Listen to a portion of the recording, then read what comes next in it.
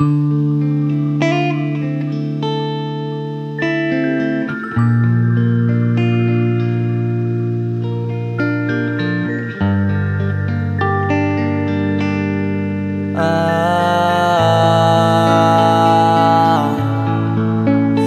ka na makalaya, bibitawan na kita kahit alam ko na hindi ko kaya. Kesa pabayaan kung isa't isa ay ating dinadaya. Di na ipipilit kahit alam ko na nakakahinayang, kasi di na maligaya. Unti-unti ko nang tinatanggap, siguro nga dito na rin natatapos ang lahat. Ayaw ko na rin pilitin ka na makisama pa sa akin, nakakawalang gana. Di mo pa ba yan nakutuban, di ba tamang inala ka?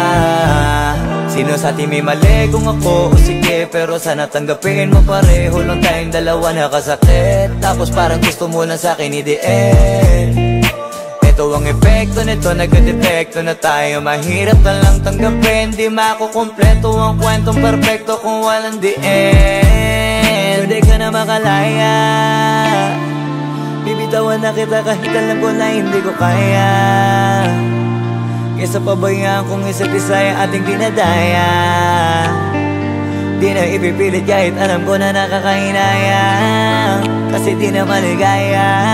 Just unti-unti ko nang tinatanggap, na ganun lang nawasak ka lahat. Di ko na pangatawanan na hindi kita iiwan, kaso lang hindi na kita kayang samahan pa dyan sa kadiliman. Pinagpapasalamat ko pa rin yung mga araw at gabi na naging sa'kin ka. Wala tayong magagawa, di tayo aandar kung meron kang palyadong makina. Kaysa naman lokohin ko sarili kong ayusin ang mga bagay na sira na. Paano pa tayo gagana, parehas na tayong hindi na maligaya.